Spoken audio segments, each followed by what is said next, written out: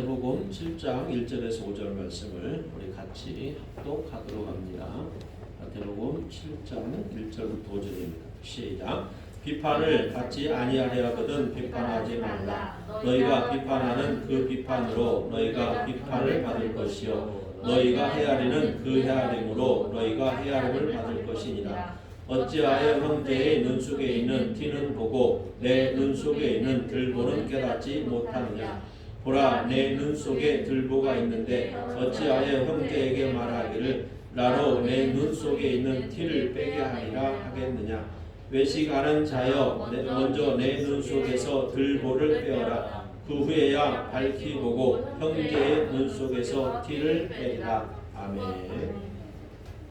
할렐루야. 본문을 중심해서 먼저 자신의 눈 속에 들보를 보자라고 하는 주제로 그거를 말씀의 은혜를 나누기를 원합니다. 이런 예화가 있어서 한번 전해봅니다. 옛날 그 궁중에 왕이 있는데 그 왕 곁에서 왕을 때로는 즐겁게 해서 하고 때로는 그 왕에게 왕이 잘못했을 때 풍자적인 놀이를 통해서 왕에게 왕이 깨닫게 하는 일도 했던 그런 광대가 있었습니다. 어느 날 왕이 광대를 부릅니다. 그러면서 광대에게 지팡이 하나를 주면서 광대에게 하는 말이 너보다 더 멍청한 사람이 있으면 이 지팡이를 주라 그럽니다. 그리고 이제 몇 년이 지났어요. 몇 년이 지났는데 이제 왕이 임종을 앞에 두고 있습니다.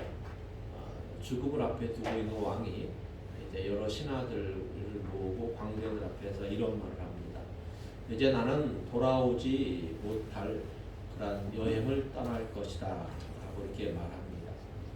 그러니까 광대가 왕에게 이렇게 얘기하죠. 왕이시여, 왕은 지금까지 왕이시면서 다른 나라를 방문하실 때 왕보다 먼저 꼭 사신을 보내지 않았습니까?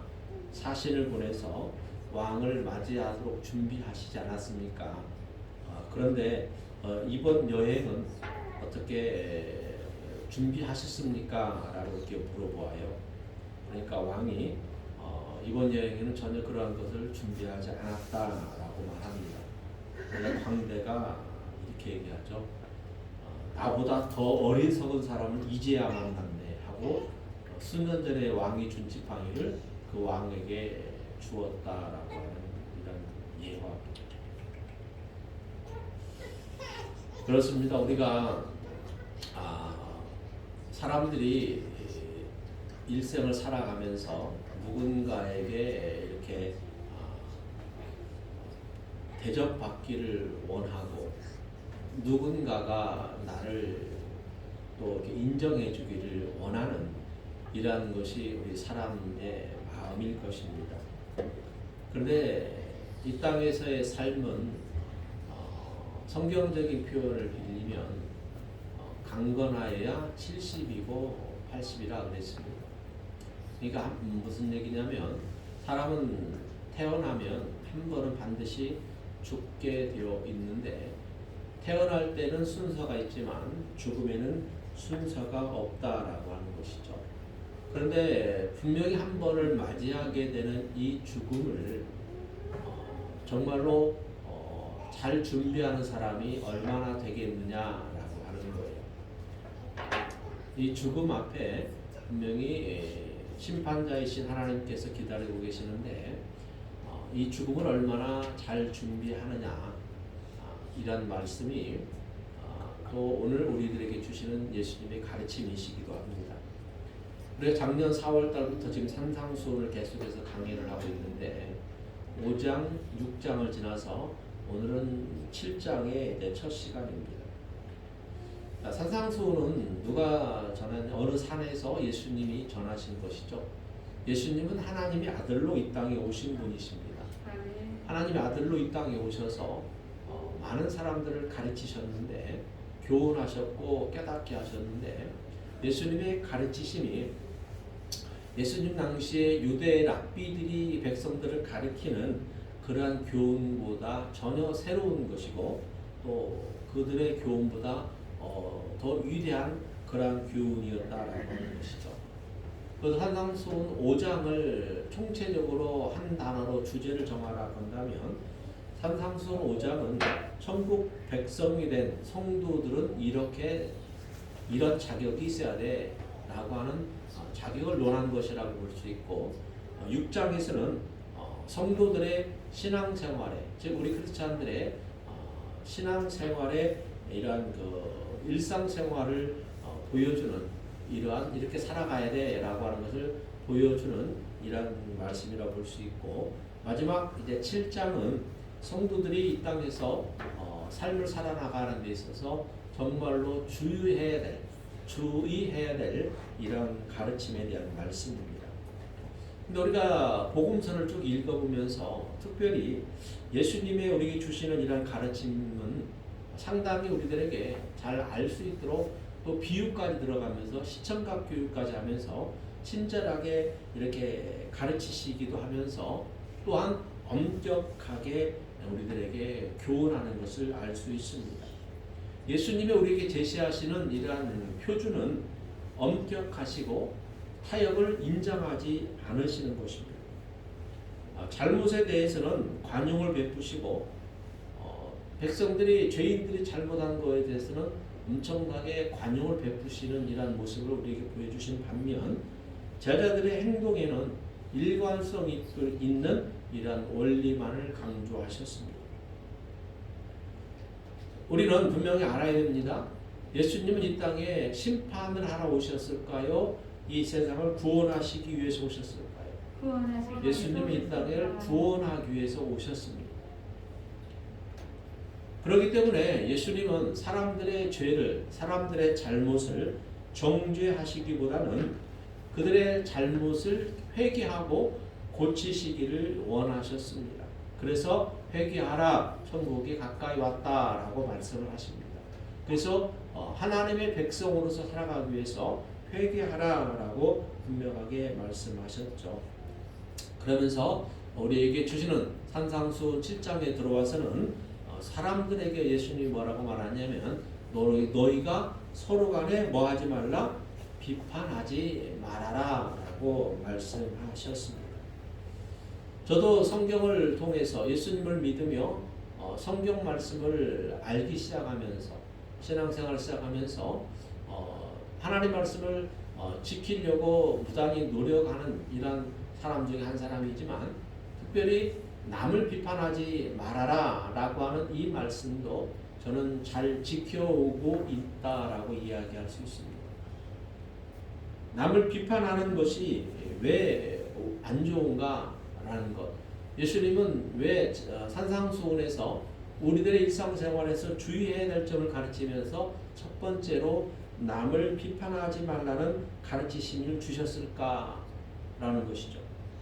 왜 남을 비판해서는 안 되는가라는 거예요. 여기서 비판이라고 하는 이 단어가 헬라어로 따지면 크리노라고 하는 단어인데 이 의미는 심판하다, 정죄하다라고 하는 의미가 있습니다. 그러니까 우리가 인생 사람들과의 사이에서 물론 나의 실수도 있고 나의 잘못도 있습니다. 그러나 다른 사람들의 실수나 잘못도 있을 수 있습니다. 그런데 우리 여기서 비판하지 말라라고 하는 것은 심판하다 정죄하지 말라라고 하는 이 말의 진정한 의미는 뭐냐면 옳고 그름에 무엇이 옳고 무엇이 잘못됐다라고 하는 우리가 생각하는 일반적인 판단이나 이런 평가나 또 내가 정말 아끼고 사랑하는 사람에게 그거 잘못된 거야. 그러니까 거기서 돌이켜야 돼. 그거는 잘못된 거니까 하면 안 되는 거야 라고 하는 이런 충고나 권면까지도 아예 하지 말라는 이야기가 아니라 내 기준을 가지고 내 잣대를 가지고 적극적으로 다른 사람을 심판하고 정죄하지 말라라고 하는 거예요. 왜냐하면 모든 사람에 대한 심판과 정죄는 누구만 할 수 있느냐면 오직 하나님 한 분만이 하실 수 있기 때문에 그렇다라고 하는 거예요. 그래서 야고보서 4장 12절에는 입법자와 재판관은 오직 한 분이시니 능히 구원하시기도 하시며 멸하기도 하시느니라. 너는 누구에게 이웃을 판단하느냐라고 사도가 얘기했고, 로마서 2장 3절에는 이런 일을 행하는 자를 판단하고도 같은 일을 행하는 사람아 내가 하나님의 심판을 피할 줄로 생각하느냐라고 말합니다. 그러니까 우리가 피조물인 주제에 우리가 부족하고 나도 죄인인 사람인 처지에 어떻게 다른 사람을 심판하고 정죄하냐라는 거예요. 근데 우리는 같은 사람들끼리, 같은 죄인들끼리 같이 잘못하고 실수할 수 있는 사람들끼리 내가 하지 않은 실수를 뻔히 아는 것을 다른 사람이 했을 때는, 예를 들어서 내가 정말로 아끼고 사랑하는 사람이기 때문에 그 사람에 대해서 우리가 충고해주고 권면해줄 수 있다라고 하는 거예요. 옳고 그름의 그 판단과 기준에 대해서 내 잣대로 제사하는 것이 아니라 일반적인 이런 생활 가운데서 할 수 있는 충고나 권면은 우리가 충분히 할 수 있지만, 그러나 나 한 사람의 기준을 가지고 내 잣대로 너 그렇게 하면 안 돼 라고 심판하고 정죄하는 것은 안 된다라고 예수님이 우리들에게 말씀해 주고 있는 것입니다. 왜냐하면 우리는 하나님을 대신할 수 없는 그러한 자들이기 때문에 그래요. 오직 하나님만이 인생을 정죄할 수 있고 심판하실 수 있는 사람입니다. 그러므로 하나님이 하실 수 있는 일을 내가 하겠다라고 심판하고 정죄한다라고 하면, 다른 사람을 비판한다라고 하면 하나님 앞에 교만한 행위로서 그는 하나님의 심판을 피할 수 없다라고 예수님이 우리에게 분명하게 가르쳐 주신다라고 하는 것입니다. 자, 우리가 이걸 떠나서도, 하나님의 심판을 떠나서도 우리가 가장 일생활에서 우리가 느낄 수 있는 것들이 뭐냐면, 남을 비판하게 되면 어떻게 합니까? 내가 남을 비판하는 것이 부메랑이 되어서 나를 다시 비판하게 되는 이런 위험이 있기 때문에 우리는 또 비판하지 말아야 됩니다. 사람들은 다른 사람의 흠잡기를 좋아합니다. 다른 사람의 흠을 잡아서 잘못을 끄집어내서 이렇게 떠들어대면 많은 사람들에게 인기 있는 것처럼 생각하고 착각해서 이렇게 다른 사람의 비판을 끄집어내고, 아주 몇 년 전에 일어났던 일들까지 끄집어내서 이렇게 이야기하고 이렇게 하는 것은 그 상대방에게 적대시하는 마음을 일으키게 되는 거고, 그 마음 때문에 적대시하는 마음이 있기 때문에 그걸 비판하는 그 사람에게도 이제 힘이 있는 것을 상대방이 또 찾게 되는 것입니다. 그러니까 비판을 당한 사람이나 비판을 하는 사람이나 서로가 상처를 주고받는 거예요. 너는 뭔데 나에게 비난을 하느냐라고 이렇게 대꾸하면서 준비하는 거죠. 넌 뭐 잘났는데 나를 비판하냐고 비판하는 그 사람의 잘못도 끄집어낸다라고 하는 것입니다. 그래서 서로 간에 적대시하는 이런 마음만을 가지게 됨으로 말미암아서 결국에는 두 사람에게 상처만 크게 남는 것입니다. 우리는 분명히 알아야 됩니다. 사람들은요, 어떤 사람들로 타인의 비난을 받아서도 안 되지만 또 비난이 없을 만큼 완벽하게 살아가는 사람도 없다라고 하는 것입니다. 그러니까 털어서 먼지 안 난다라고 하는 말이 없듯이 우리는 흠을 잡으려고 하면 마음만 먹으면 얼마든지 각자의 잘못을 끄집어낼 수 있고 찾아낼 수 있다라고 하는 것입니다. 예수님은 그래서 너희가 비판을 받지 아니하려거든 비판하지 말라라고 하는 이 말씀을 하셨는데, 이 말씀은 하나님의 우리에게 자비를 베푸셨고 우리에게 긍휼을 베푸신 것처럼 하나님의 백성으로서 하나님의 자녀로서 살아가는 우리 성도들에게도 바로 이웃에 대한 자비와 긍휼하심을 원한다라고 하는 것입니다. 그래서 하나님이 하지 말라라고 하는 계명들을 우리가 안 해야 되는 것이 당연한 도리이잖아요. 하지 말라라고 하는 것은 순종하고 따라가야 되는 것이 성도로서의 당연한 이치입니다. 그러므로 우리는 하나님께서 분명히 하지 말라라고 가르쳐 주셨기 때문에 우리는 이웃의 잘못을 찾으려고 애쓰지 말아야 되는 거예요. 그래서 우리는 요즘 얼마나 많은 정보들이 모바일을 통해서 인터넷을 통해서 막 수시로 올라옵니까? 근데 그것이 팩트인지도 확인도 안 하고 또 잘못된 그런 거짓 사실들이 거짓된 일들이 또 얼마나 많이 올라옵니까? 오죽하면 대선전에서 후보들이 뛰고 있는데 그들이 이야기하는 거를 지자들이 이것이 거짓이다, 진실이다, 팩트다, 아니다라고 점검까지 하면서 인터넷에 올리냐라고 하는 거예요. 그러므로 우리는 인터넷에 떠드는 모든 소식들이 그들 다 고지고대로 들으면 안 되고 고지고대로 보게 되고 듣게 되고 믿게 되면 그걸 비판하는 일에 사용하게 된다는 거예요. 그래서 제가 늘 우리 가족들에게 하는 얘기가 뭐냐면 인터넷에 떠돌아다니는 이야기를 다른 사람 이야기 그것을 보고 다른 사람에게 전하지 말라라고 하는 거예요. 그러니까 그냥 봤으면 그런가 보다 하고 혼자 보고 말아야 되는 것이에요. 이것이 팩트인지 아닌지도 확인도 안 하고 막 돌리다 보면 결국에는 악성 댓글이 달리게 되는 거고 악성 댓글이 달리게 되면 그걸 안 한 사람은 너무 억울하니까 어떻게 되는 거예요? 스스로 목숨을 끊는 일들이 우리 주변에서 이렇게 일어나고 있는 것을 우리는 보지 않습니까? 그러니까 우리는 정말로 우리 주위의 사람이 잘못한 것이 있다라고 할지라도 우리는 그것을 우리는 비판하고 정죄하고 심판할 자격이 없다라고 하는 거예요. 그러므로 우리는 항상 어떠한 마음을 가져야 돼요? 그들에 대한 긍휼한 마음을 가져야 되고 그들에 대한 자비한 마음을 가져야 되는 거예요. 우리가 긍휼을 베풀면 하나님 우리를 긍휼히 여기신다라고 하셨고 우리가 이웃에 대해서 자비를 베풀면 하나님 우리에게 은혜를 베푸신다라고 하는 이 사실들을 분명하게 기억하셔야 되신다라고 하는 사실입니다. 우리가 살다 보면 잘못할 수도 있고 실수할 수도 있잖아요. 왜요? 그럼 우리는 다른 사람들의 이웃들의 어떠한 잘못을 저지른다 할지라도 그들의 잘못을 우리가 겸손하게 판단하고 또 그것을 나는 깨끗해, 나는 거룩해 라고 하면서 지적질하지 말아야 된다라고 하는 거예요. 그래서 우리는 사람은 다 지혜가 있기 때문에 자기가 잘못한 것을 사람들은 다 느끼게 되어 있어요.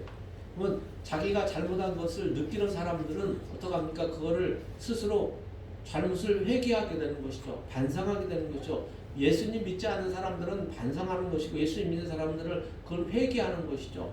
그래서 여러분 우리는 회개하면 다시는 그리로 돌아가지 않는 것을 알잖아요. 그러므로 우리가 다른 사람을 비판하거나 정죄하는 일들은 분명히 하지 말라라고 하는 주님의 가르치심을 기억해서 우리가 다른 사람을 정죄하거나 비판하는 이러한 일들을 일삼아서는 절대로 안 되겠다라고 하는 것입니다. 오직 우리는 하나님을 믿으며 하나님만이 심판하실 거고 하나님만이 정죄하실 것을 생각하셔서 우리가 이웃들에게 대해서 가져야 될 태도는 그들에 대한 긍휼한 마음을 가지는 것입니다. 그래서 우리가 그들에 대해서 긍휼한 마음을 가지면 우리가 그들을 잘못한 것을 우리가 우리의 마음으로 헤아릴 수 있고 이해해 줄 수 있고 우리가 그들을 보듬어 안으며 기도해 줄 수가 있는 이러한 우리에게 자비의 마음들이 넘쳐나게 될 것입니다. 하나님을 믿는 우리가 믿지 않는 사람들보다도 더 도덕적인 의무가 강하다라고 하는 사실을 분명히 기억하십시오. 우리 세상 사람들은요 믿지 않는 사람들보다 믿는 사람들이 더 도덕적으로 바르게 살아야 되고 또 윤리적으로 더 깨끗하게 살아야 되는 것을 요구를 합니다. 그래서 우리 크리스찬들이 조그마한 도덕 윤리적으로 흠이 있으면 사람들은 그걸 크게 부각시키는 거예요. 왜? 하나님을 믿는 사람들은 하나님의 안에서 하나님 거룩하게 살아라고 바르게 살아라고 정직하게 살아라고 성실하게 살아라고 분명하게 가르치고 있는데 너희는 왜 그렇게 살지 못했느냐라고 하는 이러한 기대에 못 미치는 삶을 살았기 때문에 우리 크리스찬들의 이러한 잘못된 삶들을 더 부각시키는 거예요. 그러므로 우리는 세상 사람들보다 더 도덕적 기준이 강하다라고 하는 사실을 기억하셔서 우리의 삶의 부분에 정말로 하나님이 원하시고 또 하나님으로 말미암아 우리가 인정받으며 세상 사람들에게도 인정받을 수 있는 이런 도덕적으로도 높은 그러한 수준을 저와 여러분들이 가지셔야 될 줄로 믿습니다. 그래서 예수님은 우리들에게 뭐라고 말합니까? 선으로 악을 이기라라고 말합니다. 그러니까 선으로 악을 이기는 것이 우리 크리스찬들의 도덕률이다라고 하는 것이죠. 그러므로 우리 예수님의 가르침을 본받아서 타인을 비난하는 이러한 일을 마땅한 일로 여기지 말고 비난하면 절대로 안 된다라고 하는 사실들을 분명하게 기억하셔서 내가 남을 비난하면 하나님이 나를 심판하실 거야, 이런 두려움을 가지시길 바랍니다. 그래서 여러분 절대로 남을 비난하거나 정죄하거나 심판하는 이러한 일들이 없어야 됩니다. 그래서 이어서 말하는 것이 우리가 비난하면 우리에게 닥치는 두 번째 위험한 일이 뭐냐면 하나님 우리를 심판하고 정죄하기 때문에 우리가 이웃들을 비난하면 안 된다라고 하는 것입니다. 그래서 우리가 이웃을 비난하면 하나님이 당장 우리를 정죄하고 심판하는 건 아니지만 우리의 비난이 쌓이게 되면 하나님은 다 기록하고 계시다라고 하는 것이죠. 그래서 우리가 비난을 하게 되면 하나님께서 우리를 나중에 심판하러 썼을 때에 우리에게 하나님의 심판이 임하고 무서운 결과가 우리가 정말 원치 아니하는 그런 결과를 가져올 수도 있기 때문에 여러분들이 하나님을 두려워할 줄 안다면, 정말 하나님을 경외할 줄 안다면 남을 절대로 비난하면서 안 됩니다. 그래서 예수님의 교훈은 계속해서 반복적으로 뭐라냐면 우리가 이웃을 대하는데 분명히 우리가 이웃을 대하는 거에 비례해서 하나님도 우리를 대하신다라고 하는 이러한 내용입니다. 그래서 우리 오늘 본문 말씀에 뭐라고 말합니까? 7장 2절에 보니까 너희가 헤아리는 그 헤아림으로 너희가 헤아림을 받을 것이다 라고 말하잖아요. 이 말은 우리가 남을 비판하고 정죄하고 심판하면 하나님도 우리를 그렇게 하시겠다라고 하는 이러한 말씀입니다. 이것이 얼마나 우리에게 무서운 결과를 가져올 수 있는가를 여러분들이 생각한다면 정말로 우리가 하나님의 사랑을 받는 자로서 이웃을 사랑으로 대해야 되고 이웃을 우리가 정말로 기도해 주면서 보도가 않을 수 있는 이런 삶을 살아나가야 된다라고 하는 것이죠. 그래서 마태복음 6장 15절에 보니까 너희가 사람의 잘못을 용서하지 않으면 너희 아버지께서도 너희 잘못을 용서하지 아니하실 것이다 그랬고, 마태복음 5장 7절에는 긍휼히 여기는 자는 복이 있나니 그들의 긍휼히 여김을 받을 것이다 그랬습니다. 그러므로 저와 여러분들이 하나님의 자녀로서 하나님 믿는 진정한 크리스찬이라고 하면, 참다운 크리스찬이라고 한다면 정말로 하나님 말씀을 우리가 잘 들어서 이걸 지켜 행하는 이런 복된 자리에 있어야 될 줄로 믿으시길 바랍니다. 여러분, 이 판단하는 것은요 외식하는 거다라고, 비판하는 것은 외식하는 거다라고 주님은 말씀하면서 외식을 삼가라라고 오늘 말씀에 분명히 또 말씀해 주고 있습니다. 그래서 5절에 보면 외식하는 자여라고 하면, 여기서 외식하는 자는 뭐냐면 비판하는 자를 가리키는 거죠. 이웃을 비판하는 자를 가리켜서 외식하는 자다라고 말합니다. 근데 외식하는 자를 복음서에 보게 되면 누구를 대명사로 쓰고 있어요? 바리새인들이나 서기관들을 외식하는 자들이다라고 그러죠. 그래서 예수님은 뭐라고 말했습니까? 우리 산상수 배운 걸 여러분이 기억해 보시면 너희들의 의가 그들의 의보다 낫지 않으면 결탄코 천국에 들어가지 못할 것이다 라고 말했잖아요. 그러니까 바리새인과 서기관들의 의보다, 그들이 외식하는 의보다 우리의 의가 훨씬 나아야 된다라고 하는 얘기는 뭐냐면, 우리는 외식하는 자들이 아니라 정말로 하나님의 나라와 하나님의 의를 구할 줄 아는 그러한 삶을 분명하게 살아나가야 된다라고 하는 것입니다. 그래서 그들을 왜 외식하는 자라고 했냐면 그들은 위선자이기 때문에 그런 거예요. 왜 서기관과 바리새인들을 위선자라고 주님이 책망을 했냐면 이런 거예요. 여기서 우리가 본문에서 보면 남의 눈에 티, 또 자기 눈에 들보, 이걸 얘기하잖아요. 티라고 하는 것은 뭐냐면 우리 한국말로 이런 것, 한국 속담에 이런 말이 있어요. 똥 묻은 개가 겨 묻은 개 나무란다라고 하는 거 있죠. 그러니까 이 말은 뭐냐면 자기 자신의 가진 허물은 아주 큰 거예요. 자기 자신이 가지고 있는 허물은 아주 큰 것인데 그 큰 허물은 보지 못하고 다른 사람이 허물은 미미한 거예요. 아주 작은 거예요. 그 작은 것을 보고 지적한다라고 하는 것이죠. 그래서 남의 티는 보이고 너의 눈에 들보는 보지 못하느냐 라고 주님이 말하면서 외식하는 자들이 자기 눈에 있는 들보를 보지 못한다라고 하는 거예요. 그걸 보지 못하고 남의 작은 아주 미미한 작은 그런 티를 책망한다라고 하는 것이죠. 그래서 티라고 하는 것, 예수님 티와 들보를 설명을 하는데 우리가 예수님 당시에 그 배경을 문화적인 배경을 잠깐 한번 설명해 보고 이렇습니다. 티라고 하는 것은 유대 장로들이 이렇게 유대 장로들의 전통에 내려오는 그런 작은 조항들을 가리키는 거예요. 그리고 들보는 율법에서 말하는 뼈대가 되는 아주 주님이 하나님이 가르쳐 주시는 율법 뼈대가 되는 그런 큰 것들을 얘기합니다. 그런데 백성들이 장로들의 전통으로 내려오는 이런 아주 미미한 작은 것들을 그런 작은 조항을 어긴 것을 보고 바리새인과 서기관들은 하나님이 제시하신 율법의 기둥이 되는 큰 것들을 어겼음에도 불구하고 자기들이 더 큰 죄를 지었음에도 불구하고 작은 미미한 것에 대해서 비판하는 이런 것들을 주님은 외식하는 자들이다 라고 말하는 거예요. 그래서 자기 눈 속에 있는 들보는 보지 못하고 상대방의 작은 이라는 것을 보고 책망하는 너희들이 진정으로 위선자이고 진정으로 외식하는 자들이다 라고 말합니다. 그러므로 남을 비난하는 행위는요, 우리가 일상생활하는데 특히 신앙생활하는데 아무런 도움도 안 되는 무익한 행동이에요. 그래서 남의 들보는 생각하지 않고 내 눈에 있는 들보는 생각하지 않고 다른 사람의 티를 잡아서 흠잡기를 좋아하는 사람은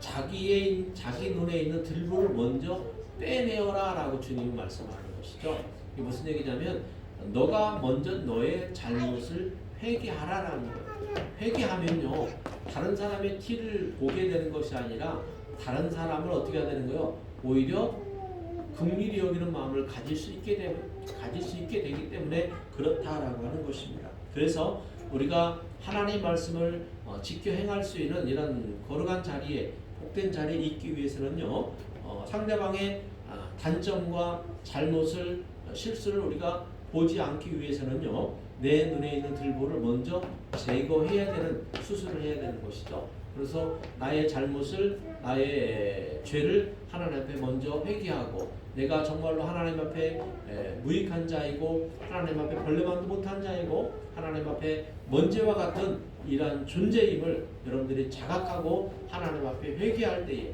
하나님 여러분의 눈을 열어주셔서 여러분들이 정말로 하나님을 사랑하는 그런 참 믿음을 가진 자들로서 이웃들에 대해서 여러분들이 긍휼한 마음을 가지게 되고 그들에게 여러분들이 사랑의 마음으로 기도해 줄 수 있는 이런 마음들 가지게 된다라고 하는 것입니다. 그래서 우리가 이런 내 눈에 들보를 빼기 위해서는 예수님께 온전히 의지하고 예수님이 원하는 이러한 삶을 살아나가야 됩니다. 그래서 내가 정말로 이웃을 판단하기 전에 하나님과 내가 관계가 먼저 올바른가를 우리가 한번 생각을 해봐야 돼요. 하나님과 내 관계가 올바라야만이 내가 이웃과의 관계를 잘 이끌어갈 수 있다라고 하는 사실을 분명하게 기억을 하시길 바랍니다. 그래서 우리가 하나님과 항상 올바른 관계에 있기를 위해서 우리가 어떠한 태도를 지녀야 되는가, 그리고 하나님의 우리를 향한 진정한 뜻이 무엇인가를 우리는 분명히 알아야 됩니다. 그래서 히브리서 10장 24절 25절에 보면 서로 돌아보아 사랑과 선행을 격려하며 모이기를 피하는 어떤 사람들의 습관과 같이 하지 말고 오직 구원하여 그 날에 가까움을 볼수록 더욱 그리하라 라고 말합니다. 그래서 우리는 하나님을 진정으로 섬기는, 하나님을 진정으로 아버지로 우리가 부르며 그 하나님을 신뢰하고 믿는 자리에 있다면, 믿는 자리에 있는 참다운 성도라고 내가 자부한다고 한다면 여러분들이 내 가족 또 내 이웃을 돌아볼 줄 알아서 그들에게 사랑과 선행을 베풀고 그들을 격려하고 위로하면서 그들이 하나님을 믿도록 우리는 도와줘야 된다라고 하는 사실입니다. 그래서 비판하는 자리에 있지 말고 여러분들이 복음을 전하는 자리에 있게 되면 하나님이 여러분들을 더 크게 세우시고 더 높이 사용하실 줄로 믿으시길 바랍니다. 그래서 우리는 형제에 대한 태도, 이웃에 대한 태도를 서로 돌보아야 하는 것이고, 그래서 그가 어떠한 고통을 가지고 있는지 어떠한 고난 속에 있는지를 여러분들 헤아려서 그를 위해 기도해주고 그를 돌봐줄 수 있는 이러한 넓은 마음을 저와 여러분이 가져야 되고 사랑으로 여러분들이 격려하고 선행으로 격려하면서 우리가 하나님께 영광을 돌릴 수 있는 그러한 사람들로 살아가야 됩니다. 그래서 우리가 주님이 남을 비판하지 말라고 했으니까 아예 뭐 권면도 하지 않고 그 사람들에 대한 권면도 하지 않고 충고도 하지 않는 이러한 것이 아니라 비판에는 두 가지 종류가 있습니다. 하나는 건설적인 비판이고 다른 하나는 파괴적인 비판인데 예수님이 우리에게 금하고 있는 것은 바로 이 파괴적인 비판입니다. 그래서 파괴적인 비판은 나도 잘못이 있으면서 다른 사람을 비판하고 심판해서 다른 사람을 한마디로 더 상처를 내는 일들을 하는 것이 파괴적인 비판인 반면 건설적인 비판은 뭡니까? 정말로 그에게 그의 잘못을 지적하는 것이 아니라 그의 잘못을 스스로 깨닫게 해서 그가 회개하고 하나님께 돌아오게 만드는 것이 건설적인 비판입니다. 우리는 바로 이러한 건설적인 비판을 잘 할 수 있도록 분별해야 됩니다. 여러분들이 하나님의 마음을 가지고 예수님의 마음을 가지고 예수님이라면 어떻게 하셨을까 이런 마음을 가지고 여러분들이 이웃을 사랑하는 마음으로 여러분들이 그들을 위로하고 격려해 줄 수 있는 이러한 거룩한 건설적인 성도들이 되기를 바랍니다. 그래서 주님이 오늘 우리에게 말씀한 것처럼